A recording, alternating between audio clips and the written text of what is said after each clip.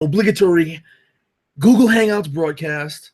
At this point, I have to say, and now we're live, because we always have to say that at the beginning of any one of these things, especially since we no longer get that little dink when we go live. We have to pay attention. So today I am here with my boy Chepe, and we will be discussing the ramifications, motivations, and fucking excuses of characters killing other sentient beings in RPGs. And by the way, Andrew, what in the hell is up? Think I don't see you in chat. So some of the reasons, explanations, and motivations we'll be discussing and going over what we think, what is whatever. So, Chepe? Name's Chepe. I'm here with Nelson, and we're talking. I'm going to sip some tea. I have a list. I don't know if you have a list, Nelson. So do you want to just crack off the list? You go right off the list. I don't have a list. I don't keep lists. I just have a psychotic mind that goes, okay, let's go here. You know? Okay, we'll do that. So Nelson first made a video about what was it? Post RPG. What's it?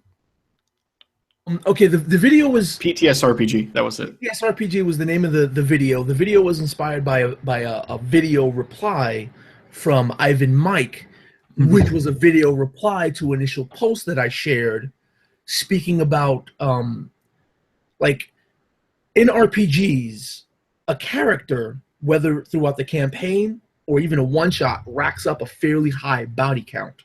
And we as players can easily rationalize this because it's a fictional thing, right? But in the interest of role play, how do our characters rationalize the taking of so much life? And I'm assuming this is the classic OSR D&D scenario of we go into X dungeon or X place, and there's a bunch of people of green, orange, purple, other colored skinned being and or animal-like being such as Yuan Ti that we massacre probably a dozen or so at least of. This is the scenario that we're discussing, correct? Most definitely. As a matter of fact, what is it? On Friday, 2 days ago, I was running a game. It's an extended adventure. They ran into a situation. There was these women, right? Now, granted, one of them lured one in a trap earlier, but there was this group of women, and one of the characters ran up to the group of women, and one of them turned and screamed for help. And the player's reply is, I'm going to stab her in the fucking face. That's kind of what we're talking about. Things like that. Just the sort of the ability to just murder without any cause, without any real cause, thought, or worry for any sort of repercussion, or even surprise that there may be repercussions involved.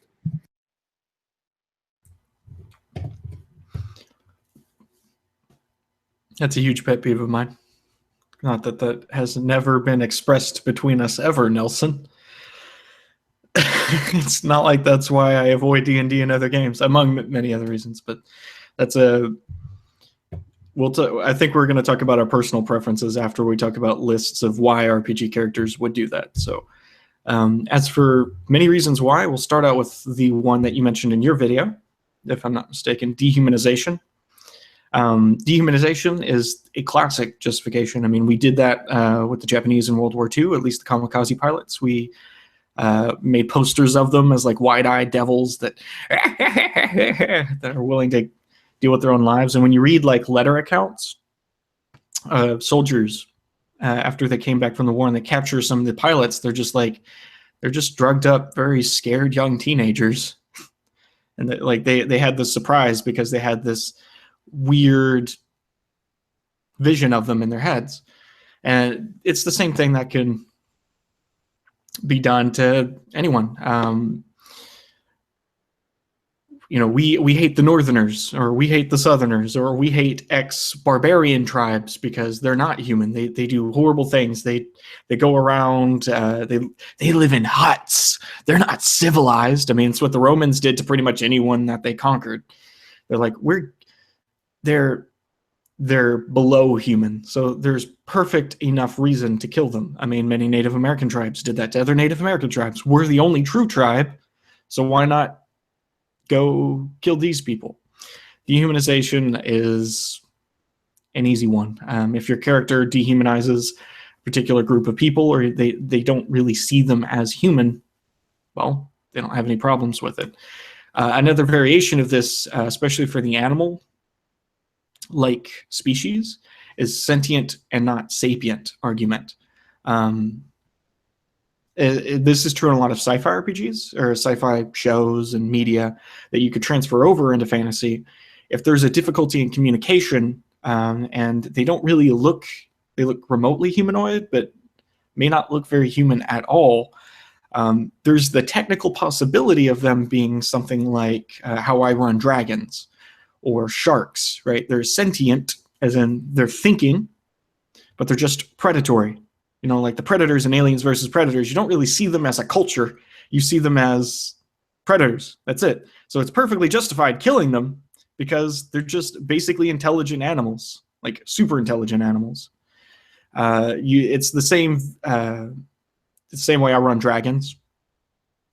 And so even if you have a sapient race, and if they have those tendencies, or maybe they speak in cliques, or maybe they speak in telepathy, or there's some other version, a way of communicating, and the other people don't know how they communicate, there's no semblance of normal culture for them, their frame of reference, they may think of them as just sentient and not sapient. They don't have souls.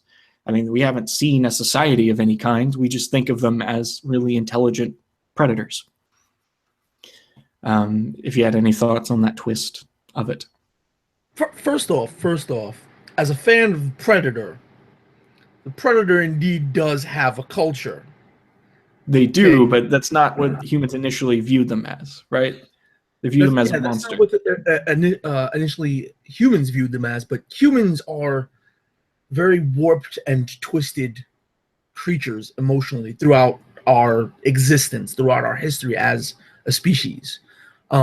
Like when you were saying the dehumanization back in Rome, they called everyone that wasn't Roman barbarians, right? That was just how they're not us, so they're barbarians. The dehumanization, it's probably going to be bad to talk about bad for other people to hear. We could talk about it because we're grown adults. We understand we're grown, right? A perfect place to find motivation and like the repercussions and the actions and how people would think in your fictional world when it comes to dehumanizing a people is actually recent history and any notion of racism and race wars. Oh, I was going to get into that too. Oh, okay. That's down on the list a bit. All right, I don't have a list. I just go. Yeah, no. I mean, yeah, that is it. I mean, xenophobia is a powerful motivator for dehumanization. Okay. Let me try to get back on what you were saying. The difference between sentient and sapient. Mm-hmm. Okay, it's like, is it okay? Maybe I used a bad example. Well, no. Like, say you go into the woods, right? Mm-hmm. And there's an ancient owl in the woods. Is it okay to kill that owl and whatever culture that owl may have, if it is both sentient and sapient, but unable to communicate in any languages that you know? Exactly. That's the point. Like, if you encounter a being that's wholly different from you or alien, you may not be able to tell whether or not it's sentient or sapient, simply because there's no clear communication between the two. It's like if you trumped along and you've encountered Bigfoot for the first time, Bigfoot may not Maybe an animal, maybe not. We don't know. It's Bigfoot. You can't communicate with Bigfoot. So that could have been like the initial response of the player characters if orcs are not a playable race and they first encounter orcs for the first time. There's these big green men. We just see them hunting and killing things and eating things live. Are they really... they might look at them as sentient but not sapient, like from a reasoning perspective. Again, that could be a part of the dehumanization, obviously, but I'm separating the two because one has a logical following and the other one is just we want to think of them as less than human because it's more comfortable for us. The other one was there hasn't been clear communication, so we haven't determined if they're human yet. So we don't have any reason to believe that they are. So it could have been like it's a first encounter situation. If that's the case, if like what? Hashtag Bigfoot Lives Matter in the chat from Mark Cleveland. Oh boy. I knew this was gonna come. So yeah, if it could be a first encounter situation is basically what I'm talking about with sentient versus sapient. So if it's the first time civilization is encountering a race, they may not have any reason to believe that they're not animals or not, even if they're relatively humanoid looking, especially if you have a past with something like a ghost or things like that, or undead, where there's humanoid looking creatures, but they're not sapient. They're not aware. They just do things. They're husks. So there's in a fantasy world, you have more reason to believe that something could look like a human and still not be a human or not be sapient. So when encountering a creature for the first time, they may interpret them as just very smart animals. It's possible. In fact, a lot of fantasy worlds have races like this. Remember in Guild Wars, they have it's their version of the Naga. I forgot what they're called, but the snake men, they're slavers. That's all they do. They don't really have much of a society other than just slaving things and like ants, getting them to work underwater and all the things that they want them to do and eat but them. You know what? That's poor game design, or poor world design, I should say. Well, if you have if you design into the world for certain beings to be that way, like dragons, that's what we do with dragons, right? Dragons aren't necessarily sapient always, at least that's not how I've made them.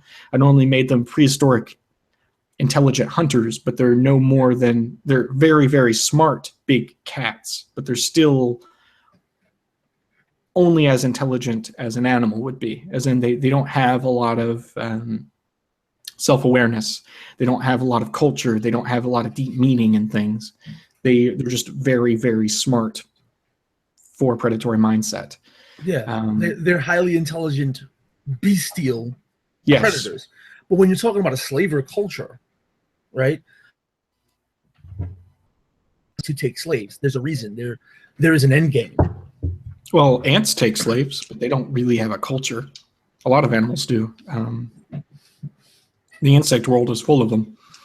Ants are just the best example. So we could argue that ants have a culture, but really they're just acting on instinct. Like they're basically chemical factories. They just do what they're programmed to do, each individual one. And that's kind of how they made the snake people in Guild Wars 2, at least as my understanding of them. So I was saying you could do examples like that from nature and basically just make them humanoid looking. I did that with, what's the name of the insect people? Four-armed guys. I know everyone's going to... Thrycreen, that's right. Yeah. Thrycreen. Yeah, I did that with Thrycreen before. They're just... Sorry. Do I need to be sent a link of this chat just so I could see some of these questions? Well, so we have Andrew in there, so there's not really any questions. There's just snarky remarks. Just snarky remarks central. Okay. Yeah. Okay, that's fine. So the benefit of chat is not being...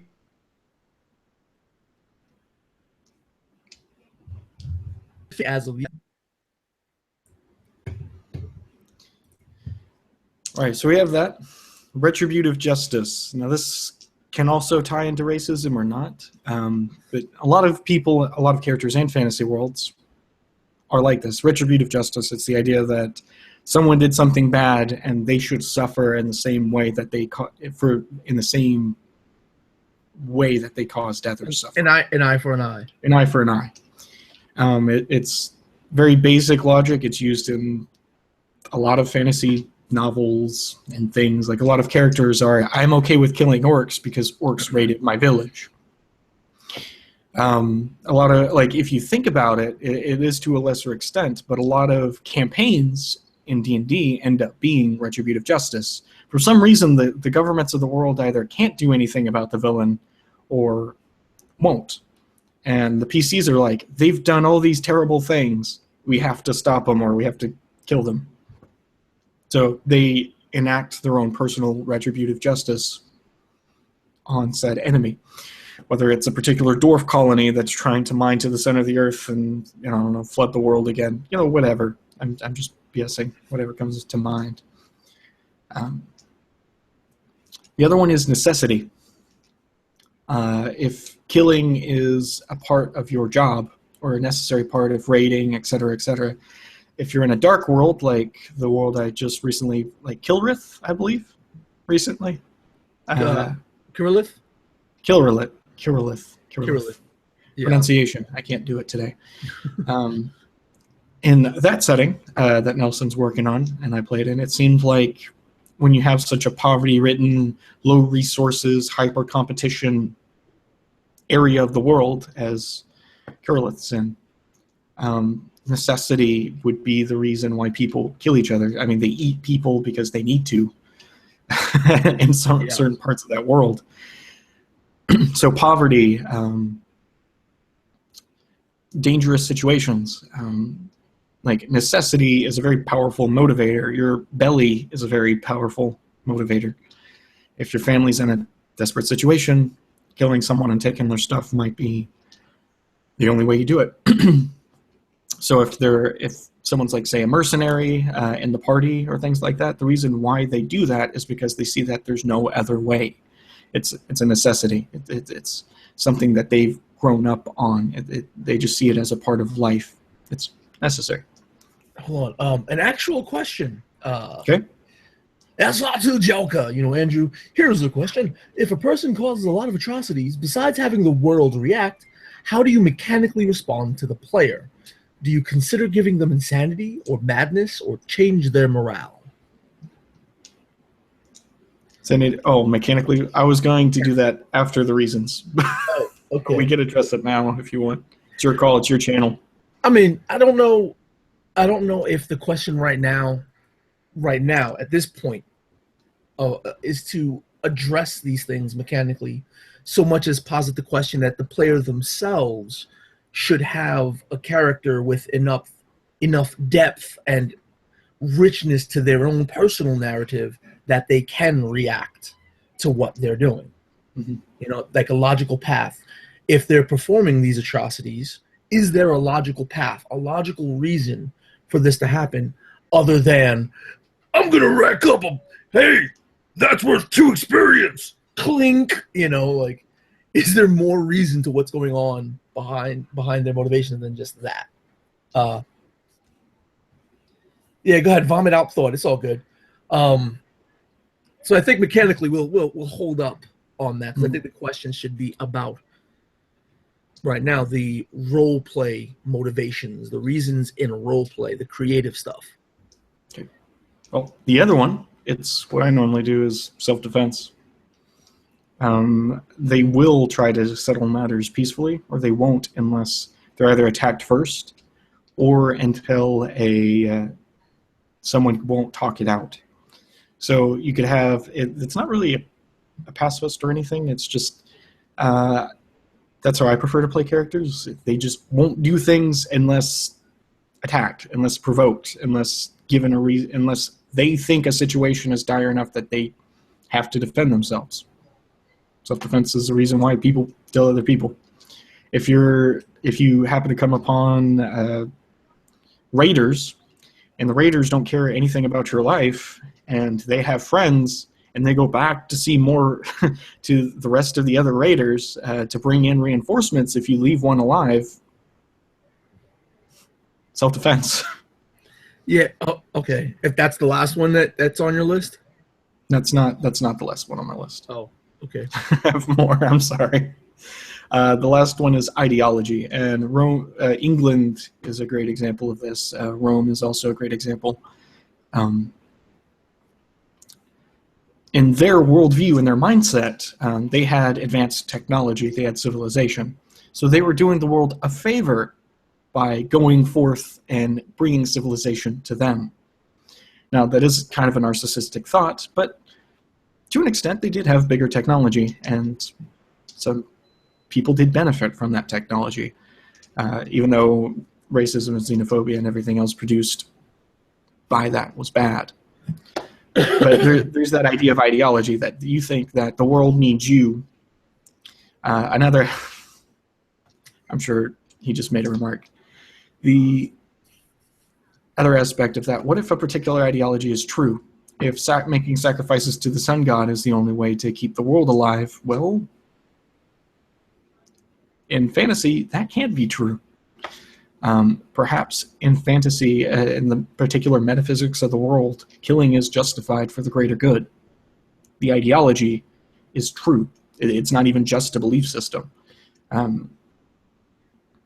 So all of these are possibilities for characters to kill, dehumanize, maim, slaughter for various reasons. It could be an ideology.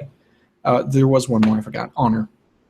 In L5R, the reason why you would kill someone else if you have a warrior culture or a honor-based society of any kind, honor is more important than life. Therefore, if your honor has been dismissed, if your word has been challenged, if the reputation of your family and everything is on the line, you should not only lay down your life, but end the life of someone who is causing the honor to pour out from your family in the first place, from your unit. So those are all various reasons why a character might. Like, okay, in response to sort of the ideology comment, a player or character doesn't really necessarily need to rationalize that if the ideology is based on a fact of the setting. Correct. It must be done. So they're brought up, from the very birth of a character, right? In their history, from their childhood up until their adventures and going out and playing in this campaign or this one shot, they're brought up on the fact that death needs to happen. The few need to die so that the many may survive. So that's great. That's fine. Rokugan. Andrew's right. That's how they fucking roll in Rokugan. That's the culture.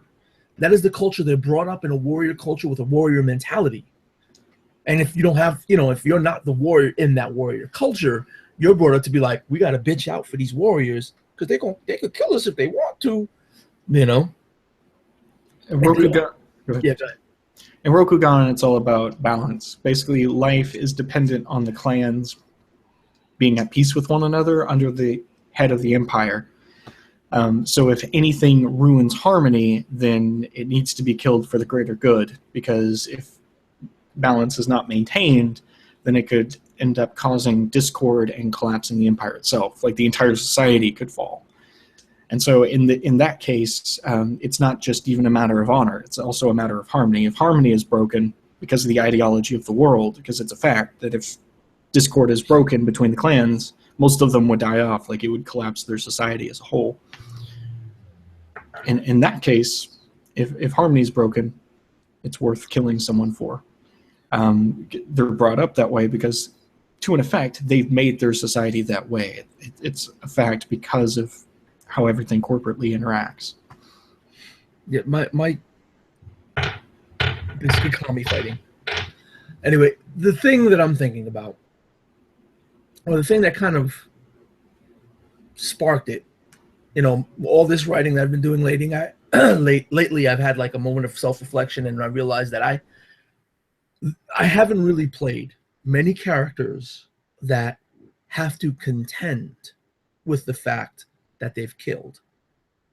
That killing is just a byproduct of existing in the world in which they do. And granted, I've had little bit more depth to some certain characters and motivations, but like the after effects, not necessarily the first kill, but how do you rationalize continually killing? You know, because even within the ideology of people need to die so that the world can continue living, if that is a fact, it's also a fact that there will be people within that culture that understand others need to die, but may not be able to bring themselves specifically to kill someone. Like they don't have the heart for that, even if they're brought up in that kind of culture. Well, that was the next list. Oh, okay. The repercussions of killing someone. Different ways people cope, different ways continually. One is clinging to your initial belief. So basically, whatever. Hold on real quick. Mark Cleveland says, who your character kills is one of the expressions of role play, right? I don't think necessarily it's who your character kills. It's for the reason why your character kills that person. Should be the expression of role play. The death itself should not be the role play. You know? All the motivations we spoke about earlier with the ideologies, the retributive killing, you know, the dehumanization, those are the reasons for killing who you kill. That is where the role play really sits. Not just, it's an orc, I'm gonna stab him. Ugh, the blood runs warm on my hands. You know, you could do that as roleplay, but that's not any real motivation or depth to any character. So yeah, I'm gonna keep reading chat, brother. Okay. The first one is clinging to your initial motivation. So all the motivations that we mentioned to before, a person may start questioning or doubting their initial motivation for killing. In order to cope with that, some people will straight up just cling to their initial motivation by reiterating it over and over. If it's an ideology, they may study more of their ideology, read the works again, right? If it's a warrior culture and honor, they would go and look through history at different points when a person lost their honor, or look at the tales that they were taught when they were a little kid. You know, they'd start repeating them. If it's a character that is honor, maybe he'll start acting particularly more uptight and more honorable after the fact in order to try to remind themselves of, this is why I did what I did. This is why I have to continue doing what I'm doing. So self-affirmation is one of the ways that people do it. They cling to their initial justification for killing. If another way for a character to wrestle with the issue is just self-doubt. It's the conflict of trying to figure out if there is a new motivation. Perhaps they change motivations. So they question their ideology, but then they think, well, that person's bad, and so I should have killed them. So they went from ideology to retributive justice. That whole process of a person arguing with themselves, because that's effectively what dealing with trauma is you arguing with yourself. Them trying to rationalize and trying to go over from one reasoning to another. So that whole exchange is a whole other depth, because you have all those combinations of motivations you could go through, and however your character deals with that personally. The third one, which is the most common with soldiers that come back from things like World War I, II, is self-medication. Drinking, drugs, women, money, overindulgence in work or overworking themselves, anything that keeps their mind from the actual act itself. Fourth one is trauma. I've had a lot of characters that have traumatic experiences. You know, you can express that in their nightmares and their dreams. They just push it back during trying to live normal lives. But then at certain moments of vulnerability, those tendencies, those thoughts will creep back on them. Perhaps someone touches their shoulder and they instantly jump and we're about to grapple the person, even if it's an ally that just touched their shoulder. One time, don't overplay it, obviously, but the handful of moments of vulnerability, like less is more, is very true when dealing with flaws and role-playing. If you have the one well-timed moment of just, where did that come from? Versus the, hey guys, I had traumatic experiences. Next session. Hey guys, you had traumatic experiences. Next session. Hey guys, you had traumatic experiences. You just do that over and over and over and over and over and over again throughout a session. It's like, my character is a compulsive liar. If you lie to your party every single time, it's not interesting. It's like or helpful. It's being a jerk. in the It's actual. See, I can't remember. I made 2 videos. One, I didn't realize I was muted the entire time, so I had to make a second one, which was much shorter. But it's like saying, not trying to turn a fantasy game into a game of, noir, where everything is self-reflective, introverted narrative with moments of action. The entire expanding narrative is punctuated by moments of reflection or thing. Which, really quick, I know you wanted to get on the mechanics of things a little bit later, but there's been a conversation going on in chat, started by Pug Commander, saying that in Pendragon, right?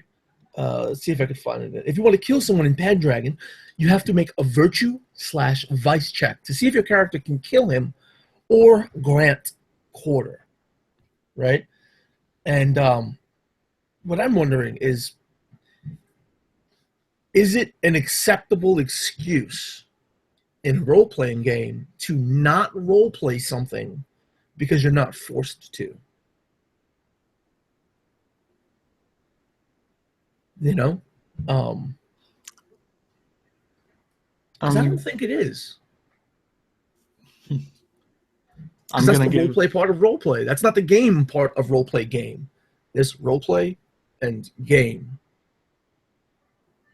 I'm going to give the classic golden answer / cop-out answer, which is it depends on the group in question. If that's the agreement and that's what the group has fun with, then it's fine. If that's not what you guys want to do, or if that's not a part of the game, or if you want to have that sentiment in your game where if just because you don't have to roleplay it doesn't mean you shouldn't, then you can. Other groups have a different sentiment in mind. I think that's something that is it depends on the contract with group. Because if it's within the mechanics of the game, like he was saying in Pendragon, there's no question. It's part of the mechanics of the game. But that's when the rules of the game become less self-expressive. I think it's like, I don't know if you've ever run video games where you can make an AI battle an AI rather than yourself battling an AI, and you just sit back and watch what happens. That's what it feels like. I was actually going to get into that in the mechanics portion. Do you want to just skip ahead to that? I was just going to get into different kinds of traumas next. Like that was it. The different kind of traumas. Okay, my point is that this simple thing, okay, dealing with one of the biggest parts of an RPG. You play a one-shot, you're probably going to have, at the very least, one fight. You're going to, at the very least, kill one thing in most one-shots, right? Let alone fucking campaigns, And the ability to rationalize that as the character or deal with that speaks about who your character is in multiple levels. Like dehumanizing a specific race of creature, or the comment where orcs, a half-orc, believes, fuck you, the only people that count are other half-orcs, changes everything else that they do, not just in how they value life, by taking it or allowing people to live. It affects how they interact with people. If you go to a village as a half-orc who believes the only other people who are people are half-orc, then you have this culture that is invalid in your own eyes. And the government of that culture, the mayor, the chieftain, the king, is also invalid in your eyes by default. He may be the best of the beasts, but he's still only a beast. So why would you offer any respect? why would you offer any real assistance? Why would you respect their laws and customs? Yeah, it changes. It has a cascading effect on everything else that your character does, which doesn't need to be taken on in long, drawn out reflection or introspection or whatever fancy word you want to use. You could just be like, all right, nah, he's a king. Fucking spit on the floor. You have no problem spitting on the floor where a dog sleeps because a dog sleeps in the dirt. No matter how he wants to disguise his dirt. No matter how much that dog wants to be like you, he's still a dog. That's a pretty dark character to be playing, but it informs a lot of the shit you do. Or when you were talking about trauma can lead to self-medication, right? You don't want to deal with the trauma, so you search for an outlet to consume that trauma. And as you go on, you may think less of yourself in the act, and then that's how it plays out. You're the crazy dude that always throws himself right in the front of whatever's going on. Yeah, the dragon lands before you. His mouth gapes wide open. You can feel the heat. The guy goes, I'm gonna charge into his mouth and cut his uvula out. Like that could be a reason to why you do some reckless stuff like that.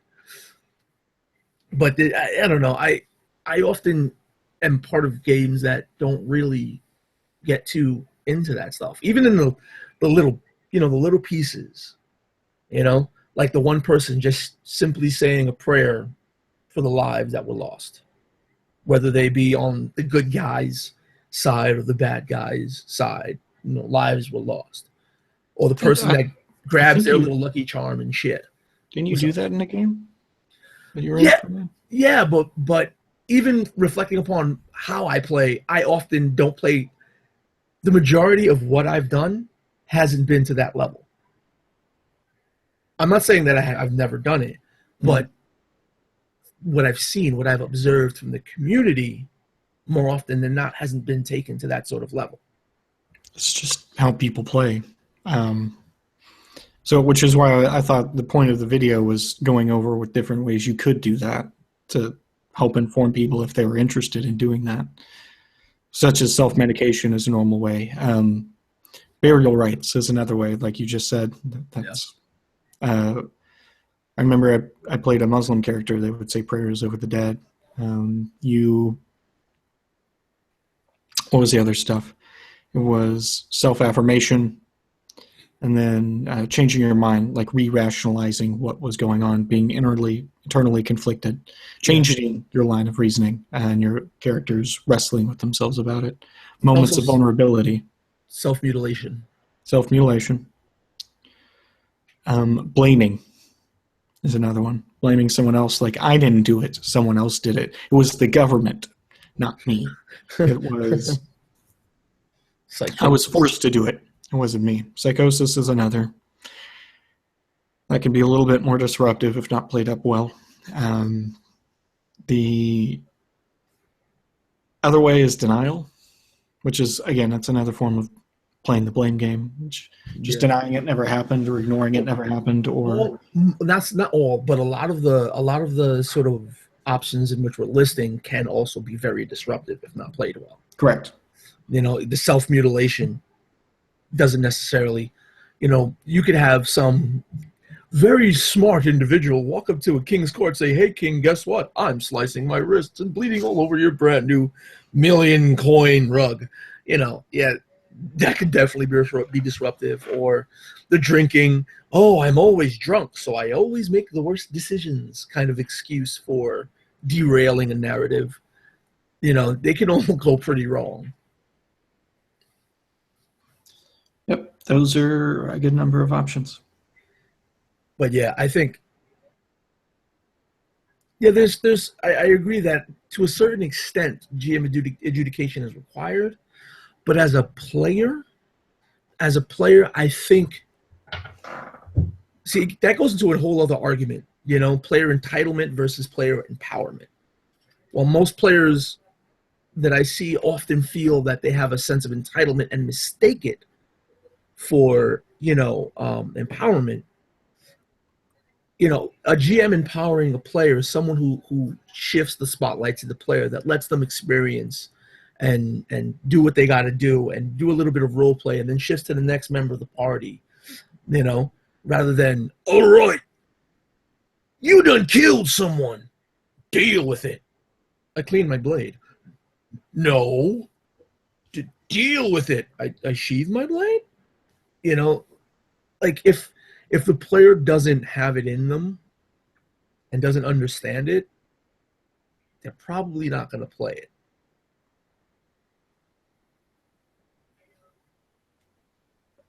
Yeah, like turn to religion or something. Yeah, like turning to religion would be a great thing. It's like the argument when you're creating a character, right? When you're trying to create a character, and when characters are shallow, right? Some people argue that a paladin you can't be a paladin warlock. It doesn't make any sense. This being speaking about D&D, right? You can't be a paladin warlock. It doesn't make any sense to be a paladin warlock. They're two entirely different things. Don't try to, no, it's not going to work. Well, a paladin warlock can work, depending on how the narrative of that character's past led up to that. Maybe he was a paladin who had a crisis of faith, who fell in battle, who was on death's fucking door and was approached by a profane being or an ancient creature and offered the power to live, and then he's a fucking warlock now. And he spends some time as a warlock and then finds out that this creature who is tangible in his life isn't necessarily as powerful or brings as much joy as the belief in his god, and tries to return to being a paladin. And now you have a paladin warlock. It's all about the sort of emotional depth and meaning and personal narrative a character has, that I'm arguing. What's this? Yes, depending on the player's ability. Yeah, don't push it on them, but just help them, like things like this, talking, character building, help them have reasons. Joker, that's the problem with throwing somebody and alley-oop. What? Oh yeah. Sometimes they miss the ball and snap their neck on the backboard. Really? That is they don't teach you that in YouTube school. Yeah, I don't know if you're using a basketball reference because I'm from New York, but we'll let that slide. But yeah, like, true, Pendragon isn't perfect. It's like 2/3 scheme morale. Yeah, I don't think any system in itself is perfect. There is no one end all be all system for any one person. I feel so alone now. Like I'm all by myself. You know how my characters rationalize taking life? Because they're sent by the divine. Look at me. I'm bathed in holy light. I can do no wrong.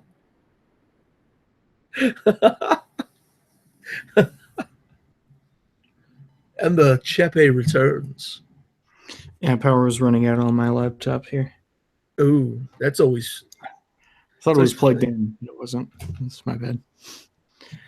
See, the repercussions of action and inaction taking place live before your eyes, everyone. The computer almost died, and it was Chepe's fault. And I bet you he feels bad about it. Death by neglect. That's a subject not coming up in RPGs very often. Death by neglect. I mean, yeah. Is not doing good as bad as doing evil? Oh, no. Death. That's all it is. Death, you deserve to die. Oh, that was one of the reasonings I forgot. What? That was one of the reasonings I forgot. Motivations. Nihilism.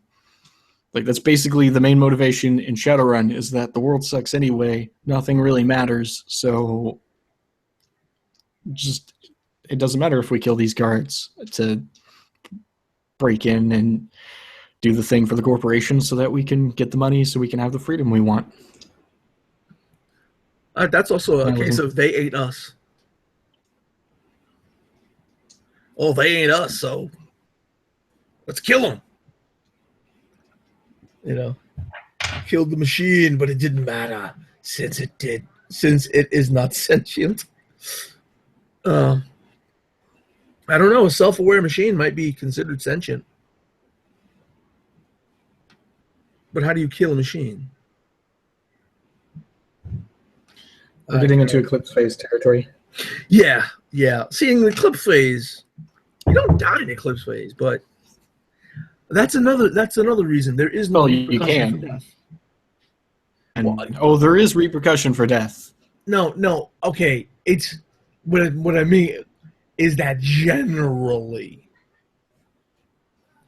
the mechanics are there for repercussions of death. Just depending on who's running it, they'll just ignore those rules.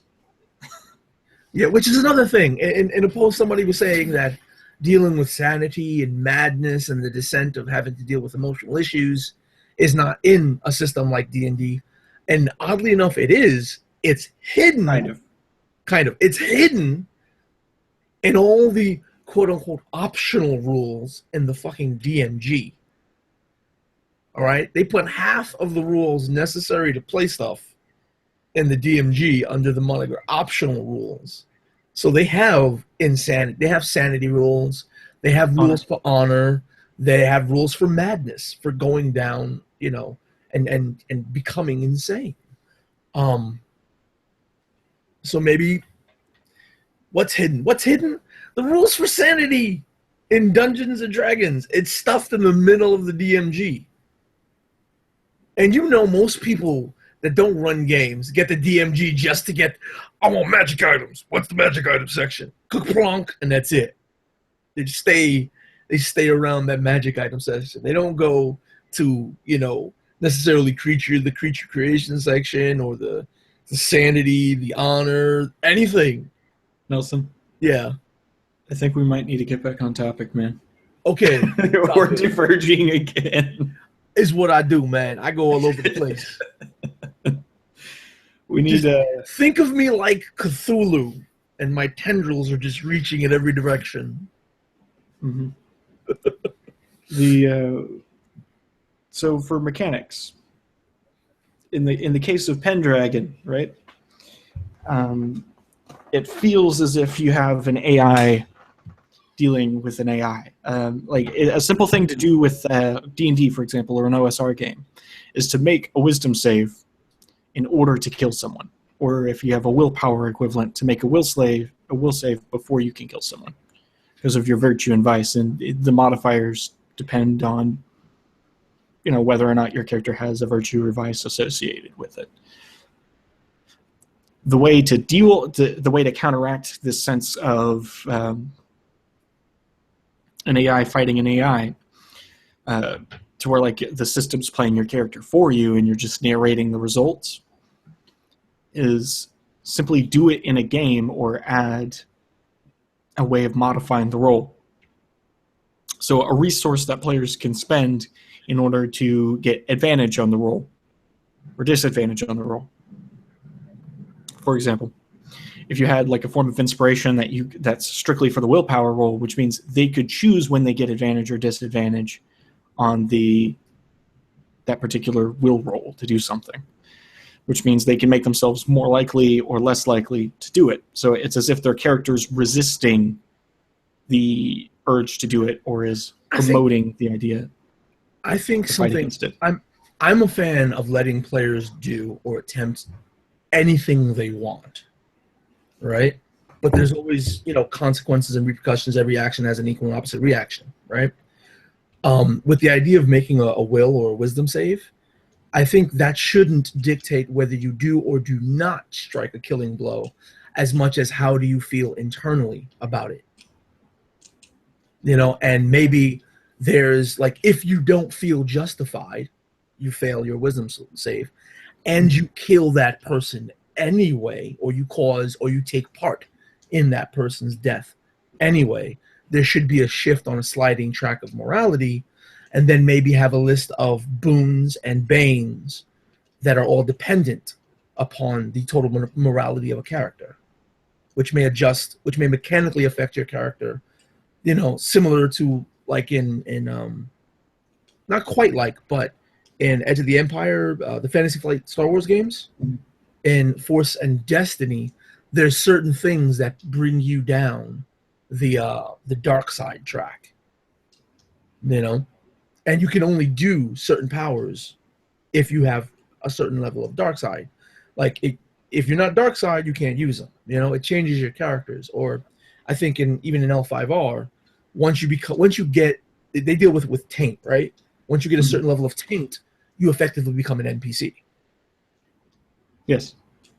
So that's actually the other mechanic. There's sanity tracks and corruption tracks. Which could be, there's different ways of doing that.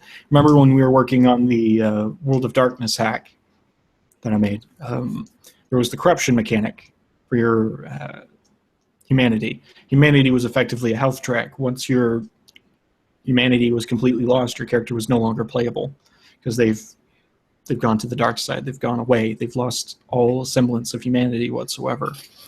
And you add a corruption value every 1 or 2 or whatever less than the corruption value on your roll, you lose on your humanity. The GM just adds that to that. In L5R, it's more exposure. An extended time of touching taint, which is in the Shadowlands. So it's this, ooh, we can't touch it kind of thing. You'll slowly become corrupted, and then the taint itself is kind of like the dark side. It will start messing with your head. You gain new abilities when you're tainted, potentially, if you have full taint, if the GM lets you. Yeah, this chat is mentioning how corruption is one of the weakest points in the FFG Star Wars line, which, I mean, it is, but it's just an example. You know, it's just an example. Like, again, oh, okay, Punk Commander says, what if different classes, let's see, playing characters with different moral mechanics? What if players were playing characters with different moral mechanics? Personally, I think that the moral mechanics, how they work, the core of the mechanics should be the same, and the possible outcomes or the boons and banes might differ depending on the class, backgrounds, or whatever other mechanic is put in place. I mean, that's the problem when you're tying these things to mechanics. It has to be, as anything else, balanced and themed in such a way that'll make it any good, rather than just feel like it's shoved in there. It would depend on the world. Yeah, depending on the setting as well. Like go ahead. Sorry. No, like say in a setting, if magic, or if the different types of magic are based around different spheres, and one sphere, the natural world, the divine, or even something similar to the Dark Suns thing, right? Where if you are of high morality, you can access this sphere of magic and the spells attributed to this sphere. But if you are of a darker morale, if you have less morals and you're more unscrupulous, you can access a different sphere of magic altogether with a certain broad scope of spells that lies somewhere in between. Could be how you reward or penalize morality without having to say, you know, you can't kill him because you're feeling really nice. Morality doesn't necessarily have to be a reward or punishment thing either. It could be the means by which you gain experience or not. For example, that is... I'm thinking of World of Darkness, New World of Darkness, the... what's it called? The ideal, I believe? Everyone has their own ideal and their own vice that they could give into or not, which is less of a moral struggle, more of a just internal. Like what a person values versus what is preventing the person to enact on their own values. Just to, I guess, clarify what I'm meaning. What I mean by morals is the internal struggle of one's individual morality. But what is cool about fantasy, an opportunity we have, is we can experiment with creating a world in which there is an objective morality, but completely different from our own. Whenever you create a moral system or a morality system that's uniform, you're effectively establishing rules in the world that for this world, this is wrong. Taint is bad in L5R, period. You are spiritually lost when you are tainted. Just flat out. Honor is everything in Legend of the Five Rings. It is literally everything. You die if you don't have enough honor in L5R. The dark side corrupts you. Like, it does not corrupt you in Fantasy Flight. What would be cool is if you had, or Shadow of the Demon Lord is a good example. In Shadow of the Demon Lord, darkness causes insanity. So anything that is dark or of ill intent, that is unnatural, is associated with the demons, which will influence your sanity. It will influence how well you function. And every time you learn a dark spell or a forbidden magic, you have to roll to see whether or not you gain insanity.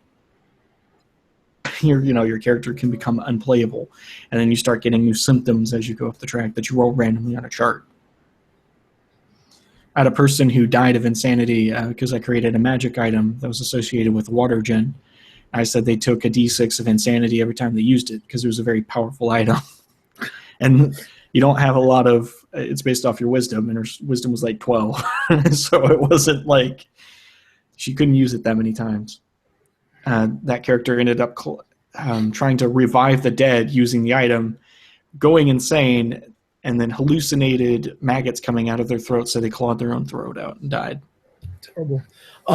In chat, there's a little bit of a discussion, seemingly sparked by Mark Cleveland about, I'll ask Chepe that in a second, Andrew, where he doesn't like systems like that because any character changing or developing moment should be allowed to be role played, because there's such gray areas, which I do agree with, that morality as a mechanic is dependent upon the person writing it for the most part, right? It's not necessarily a shared viewpoint, or doesn't always necessarily mean that there's a shared viewpoint when a GM runs and a player plays. I'm just searching for people to do shit like that, roleplay wise. And SR2 Joker is asking you to give some examples from a Quaker. No.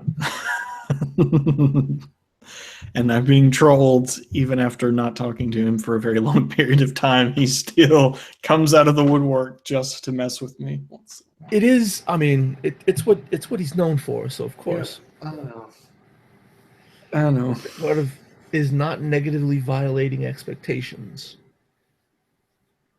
Okay, so he also says a big part of RPG enjoyment is not negatively violating expectations. So when those ideas clash, bad feels are always incoming. Well, you know what? As a GM, I often have my expectations violated. I feel violated. Can't you see? Can't you see my tears? Look, that's part of the reason why people have there is a subset in the community of wanting these kinds of things outlined for a specific world and mechanics. Because the benefit of having that in mechanics is that the expectations are set because they're in the system itself. So you don't have to go through the trouble of trying to make sure that your players are able to do that. Some groups have enough cohesion and enough chemistry, they don't need that. For some people, the system gets in the way of that kind of role-playing. For other people, they think the system, because it does it for them, just enables it because they don't have to think about it. So when it does come up, when the mechanics say, oh, by the way, your character is becoming corrupted, oh, I should start thinking about when my character should, how my character role-plays this. And I believe it was Mark who had the comment about he thinks it should be role-played. Yeah. Where the mechanics themselves, if it's generic enough, can give the player a large, I see the roll table charts for insanity, for instance. Whenever I use Call of Cthulhu, it's always it's just the insanity going down. I never really roll unless the player wants to. Even when running Shadow of the Demon Lord, I don't really roll unless the player wants to. In that case, that particular player wanted to roll twice, and they rolled double on the hallucination. You have vermin that are going under your skin, or at least you believe vermin are going under your skin twice. So they clawed themselves to death, basically. That was their choice. If you just an insanity scale going down, and then once your insanity scale goes to 0, you are unplayable, that's as open to interpretation as HP is. Right? Because you could descend down the mental health track in any number of ways. It could be that you're losing your humanity. It could be you're losing your will to live. It could be that you're becoming more and more dysfunctioning from various kinds of symptoms. There's any number of ways to lose your sanity. In the same way for moral corruption, if it's just a single track, there's many interpretations completely up to the player of how they're losing their shit, basically how they're losing their crap. Until their character ascends or descends down to the dark side and becomes unplayable. In the case of World of Darkness, it's based off your virtue and vice. I'm talking about the God Machine Chronicles specifically, which I always enjoy. I like that idea. Like a person, like that track is just showing the player chooses what vice that they're giving into at the beginning of character creation. When they go down to 0, that just means that they've completely given over into whatever that vice is, whether it's greed, self-medication, bloodlust, whatever it is. Right. Going back in chat, SR Tool Jelker, being the very caring, non-trolling, and kind person that he is, comments that he's not trolling you. You were talking about morality being set by the designer, and Aquika had cultural morality, like the one species that eats their dead. Oh, yes. Those... I don't want to talk about a setting... Yes. I don't want to talk about a setting I killed that I put on the bag show.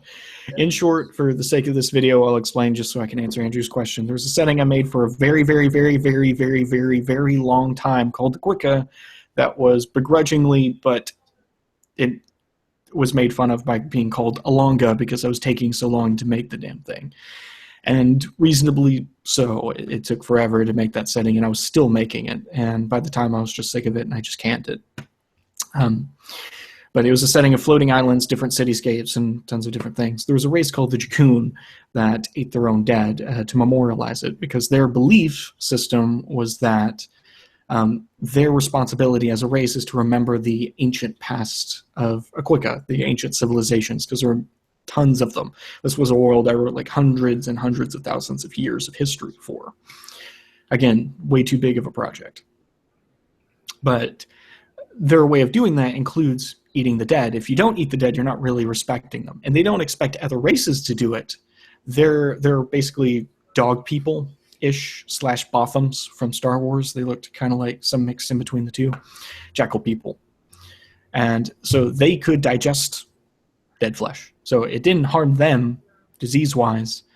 So there was no issue for them doing it. In fact, they didn't expect other races to do it. But simply for the fact that they do cannibalize, it's seen as an affront to other races. In that particular case, it's just there were certain social rules about Jakun can't do it publicly, otherwise guards will go after you. In that case, it was just a very simple story thing. It's like a infamy. But there were Jakun that did it privately within their own families that live in the city. Jakun could do it as long as they don't live in city-states, because it was a world where city-states were basically nations. You had giant cities on floating islands, and they were their own self-contained worlds. So in that case, it was a form of cultural conflict. So there's an example of differing morality. Basically, if you did it in the context of the other culture, you would be accused and potentially put to death. If you did it hidden, then, well, there's no culture in there to enforce it. So it's fine. Building. Real quick, Andrew says that, you know, regardless of whether it got played or not, it was a really cool setting.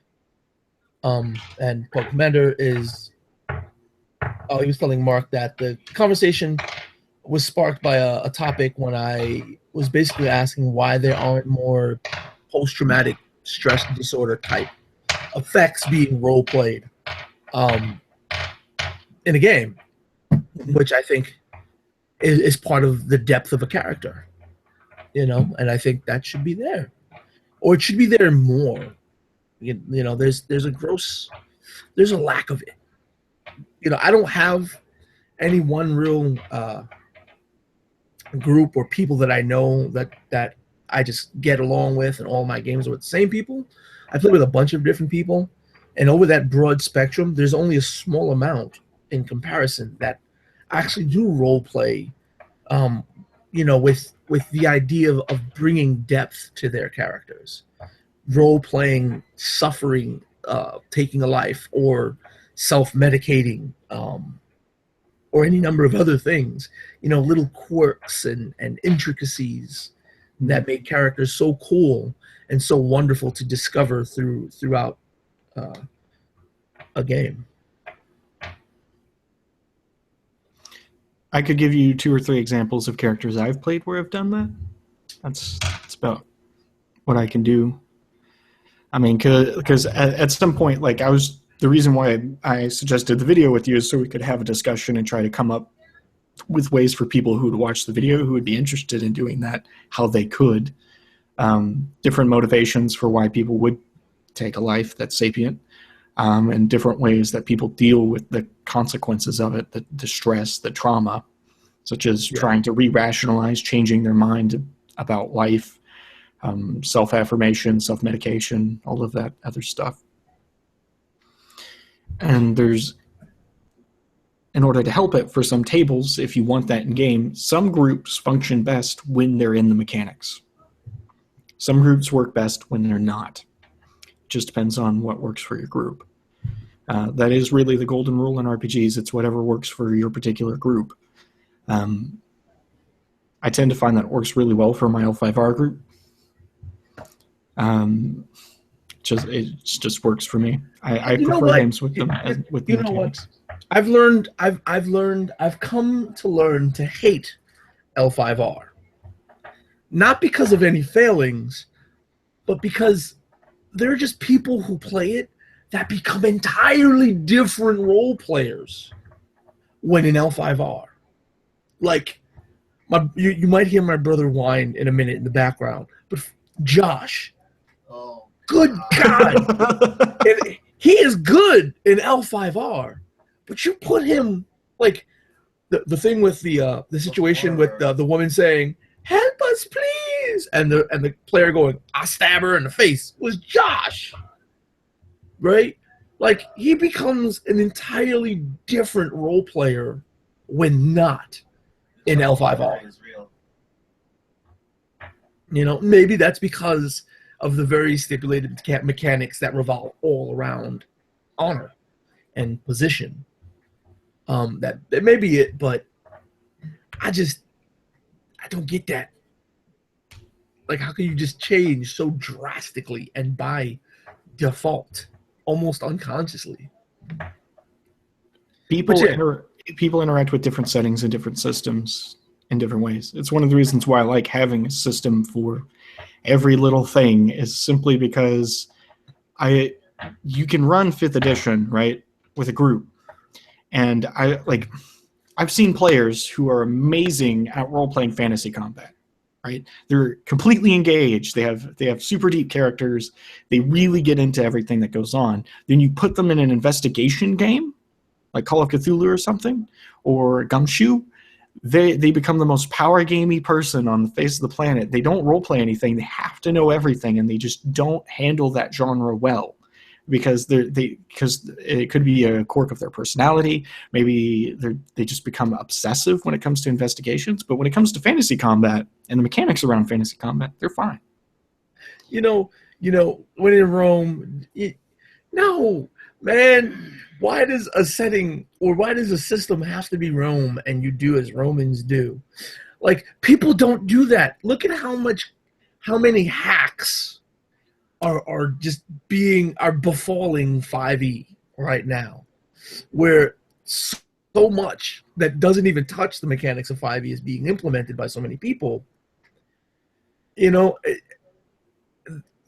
are people searching for other things, but they're just so comfortable with 5e that they're trying to get those things within that same rule set. There's nothing wrong with that. I wanted to add that. Like, if you want to put in the work to change 5e so much that it suits your style of play and your players are okay with that, like they understand it's not normal 5e, it's the 5e that you put down, there's nothing wrong with that. It is a lot of work. There comes a point where it's almost a completely different game. Nelson adjusted 5e and made a completely different game with a very different feel. Hashtag plug SMNTT, buy his stuff down in the link, all that jazz. You can make anime characters in it, and it's quite fun. Then you can do it. Yeah, and that one, I mean, the pretext is a lot more loose, so that's fine, right?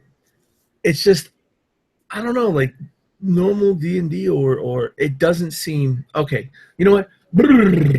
I think we're going off on another rant. We are, which is very like us.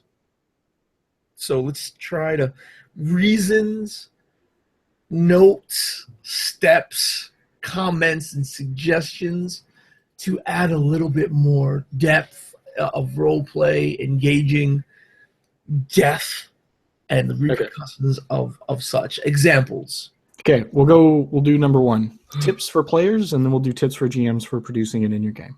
Okay? So, tips for role-playing PTSD or dealing with killing sapient creatures, if you want to add that level. Characters have a reaction to traumatic experiences. That's my number 1. Give them a reaction of some kind. We've listed a whole series of options. They can self-medicate. They can reaffirm their initial motivations. They could change motivations. They could try to re-rationalize their worldview or why they did what they did. They could play the blame game. They could do any number of things. This could be expressed in stuttering. This could be expressed in freezing up in the middle of combat. This could be expressed in nightmares and dreams. This could be expressed in a fake limp. For example, what if one of their comrades died in a battle with a warring nation and their leg was cut off?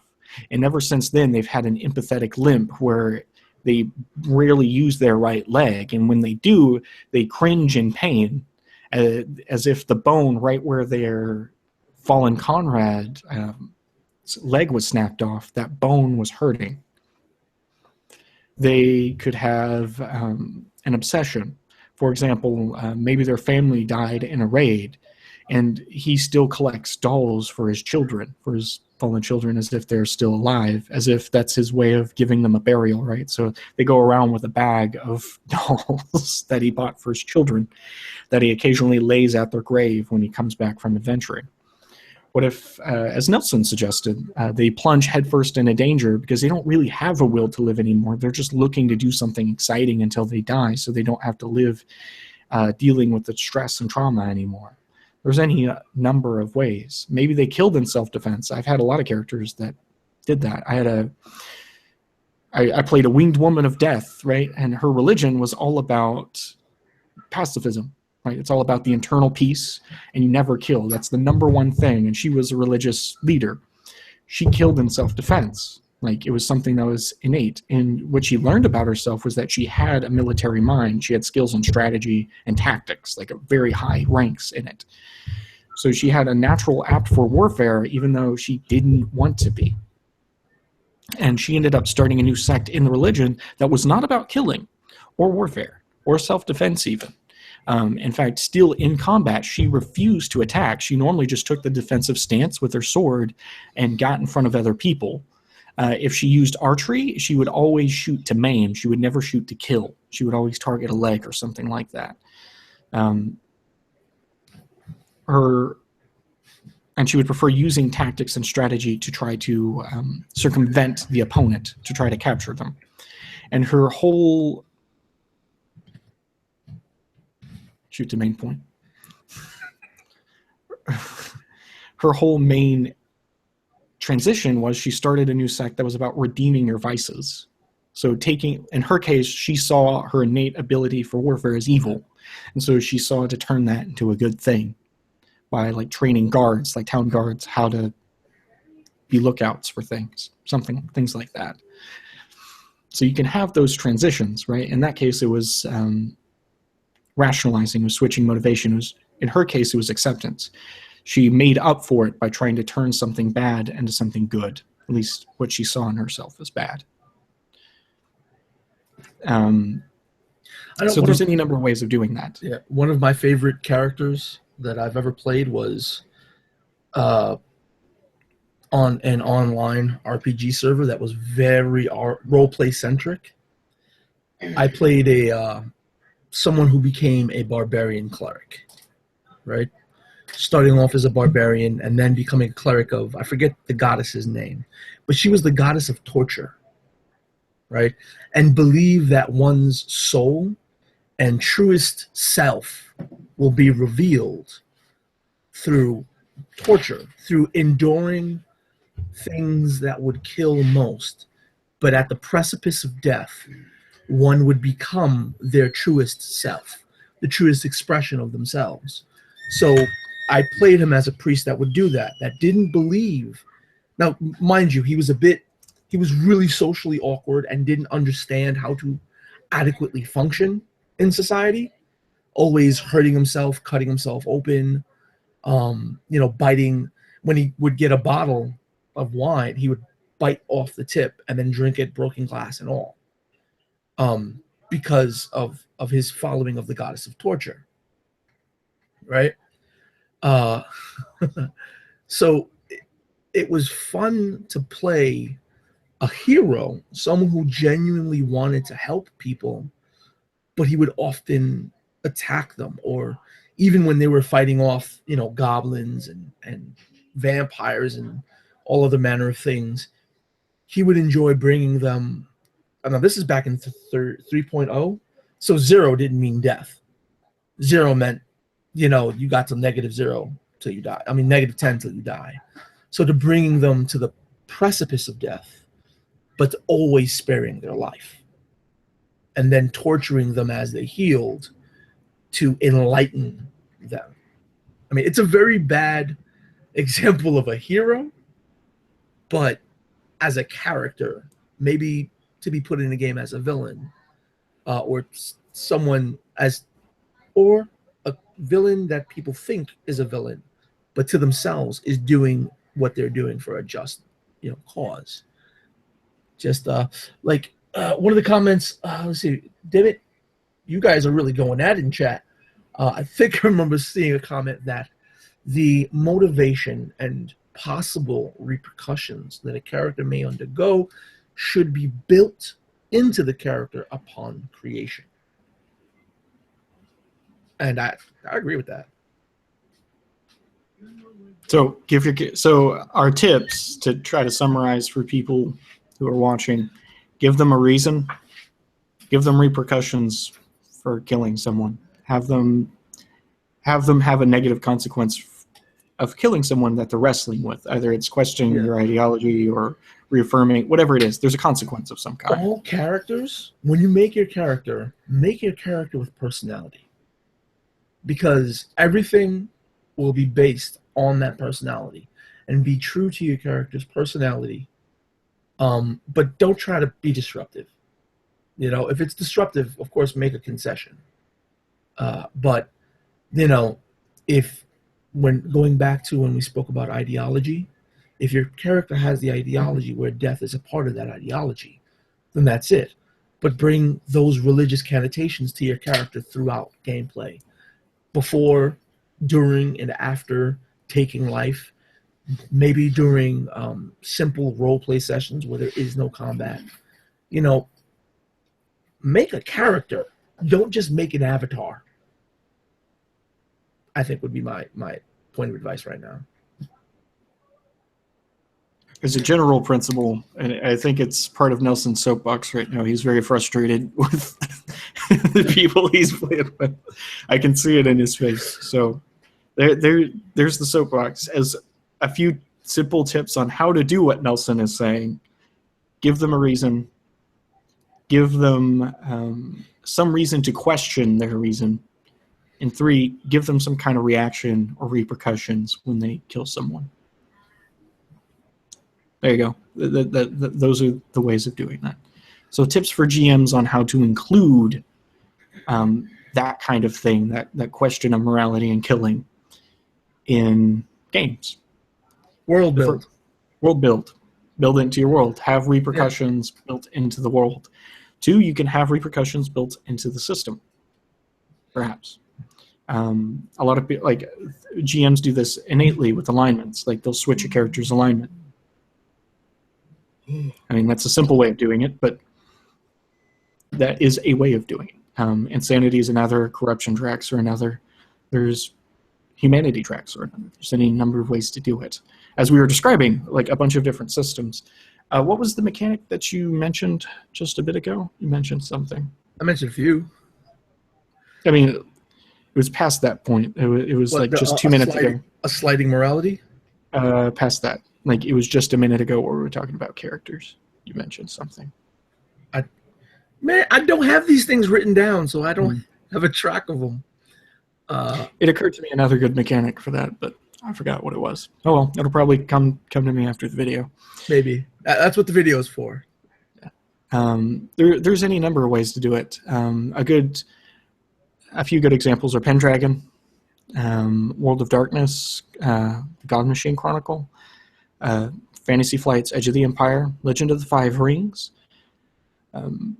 World of Dew has a virtue system. Basically, if virtues are also Shadows of Esterin, virtues can be stats. So your character's virtues are literally the things that power their abilities. Another version of that, I'm sure there's a snarky comment that Nelson will share with me in a second.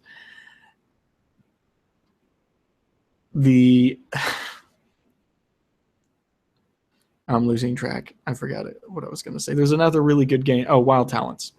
Wild Talents, it's a game where your superpowers are built by your willpower, basically. Your pride for your country and for wanting to defend people.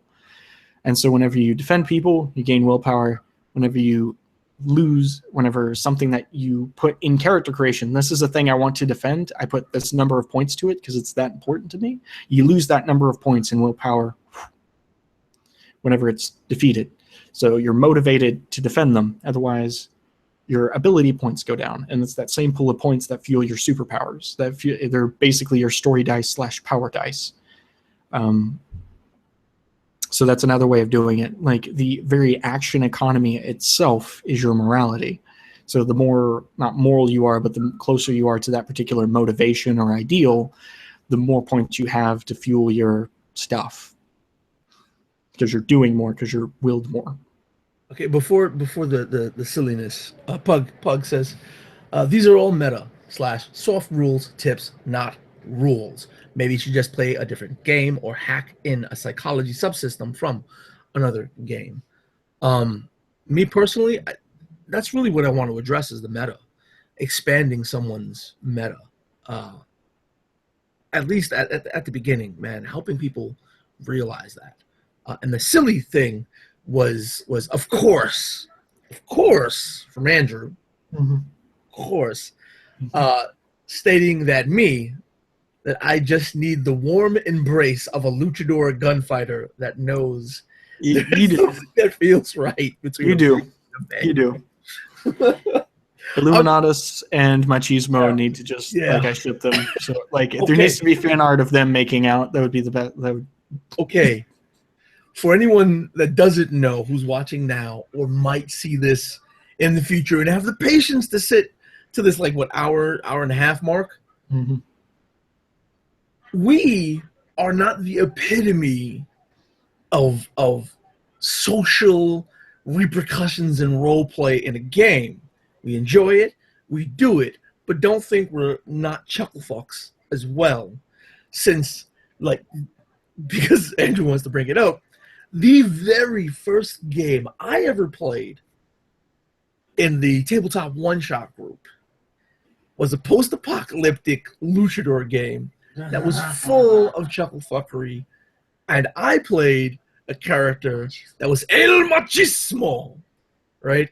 A powerful luchador who was actually sexually confused or confused about his sexual identity. So, you know, there's still room for utter silliness, tropiness, and just, hey, it's not me, let's kill it in games. I'm just saying we have too much of that. Yes, macho. Oh.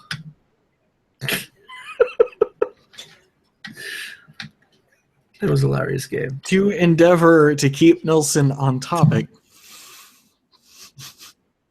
as Andrew is successfully derailing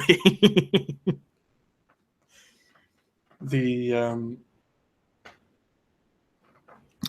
to address the soft roleplay hit tips. That's what we're doing before. What we are describing in the systems are hardline mechanics. If you read L5R, they're very codified. Like, there's very specific ways to gain and lose honor. And there's different mechanics, such as the way you learn spells in Shadow of the Demon Lord, that's not even tied to the GM whatsoever. You can have morality mechanics, such as Pendragon and Shadow of the Demon Lord, that don't GM off. Some people like that, some people don't. Nelson prefers GM-centric games. He does. And so he likes the sliding scale. That's his preference. There's the... And in L5R, they have things that are specifically tied to the GM and things that aren't. So it's both at the same time. Like, you can buy advantages and disadvantages that give you those things, honor and glory and everything else. And there's specific codified ways to doing it. But then the GM also has these other avenues that are more open to interpretation as well. So you can have a whole mix of these things in mechanics to address that you don't need mechanics for these kinds of things. You're technically right, depending on the group. For those people who think you need mechanics for these kinds of things, you're technically right, depending on the type of group. Different levels of systems and work better for different groups. It's not a wrong this, that way, or the other. I think we should roleplay this. Well, I think we should have a system for this. Well, I've had this one thing where it didn't work for this group. Well, I had this one thing where, because we didn't have rules, my player characters just killed everything. But then as soon as I switched to a more deadlier system, holy gee whiz, willikers, they suddenly became more heroic. Well, once I got rid of deadliness in my games, all of my characters suddenly became heroic. People have different reactions to different mechanics and different things. As I mentioned before, I've seen players that do really well in fantasy combat, but not in investigations. Some players I've seen really shine in deadly games, whereas other players don't. Some people follow the carrot and the stick. You know, they don't mind being handed out story points to do things, and they can work with that. Other players are more motivated when you actually have a corruption track, when morality is actually a health track. You can lose your character if you go down too far. Some groups work well when the GM is the one who, as Nelson's system does, moves the sliding scale, when it's completely up to the GM. Other groups work better when that thing is entirely tied to the dice. None of these things are bad, good, or better or worse. Some things are better and worse for certain types of players, GMs, and groups. So if you have those kinds of issues and you want that style of game, you may just need to do a trial period. You may just try to implement those rules in, like, say, your 5e game, see if it works. Because you will not know if it's good or bad until you've tried it with your group.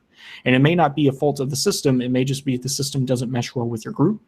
And maybe when you just take all those rules out, suddenly the players do well. For some people, in Nelson's game, for example, heroes never die. So what you could do, like, say, in 5th edition, you want to make it heroic. It could be that if you've noticed that your players kill things all the time because they're paranoid, if you just give them the rule that, hey, you're never going to die, knocked out, you'll lose combat, you may be injured or something like that. That's all going to be strictly narrative. It's not going to affect the functioning of your character. And 2, you'll only get experience for the people you save, not for the things you kill. Maybe that will change their frame of mind. For some groups that would work, for some groups that wouldn't. So I would experiment with your group, to be honest. The biggest tip for a GM, if someone says this is good or this is bad, when it's something like, say, the system shouldn't do this or you should role play this, chances are that person's just overly opinionated and has only had 1 or 2 group experiences of their own. They've had a really bad experience they're trying to avoid and a really good experience they're trying to emulate. So don't listen to them. You should experiment for yourself and find out. There's tons of options. Speaking about bad experience, I had a horrendous experience With me? playing Fiasco. With me? No, Oh. but it was playing Fiasco, and I'm still dying to play Fiasco because I know it can be amazing. So again, well, Fiasco is completely different. That's completely off topic. But for the sake of morality and mechanics, there are tons of morality mechanics you can experiment with. If you're a GM, I would look up Edge of the Empire, Wild Talents, Pendragon, the honor system, etc. from D&D 5e if you think that's good. Yeah, I haven't played Wild Talents, but that mechanic I think is it sounds amazing. Yeah, it's cool because the people and places and ideas you defend are your health, basically, but they're your mental health. They're your anchors that tie you to everything. World of Darkness has some of that too. I forgot what they were called in.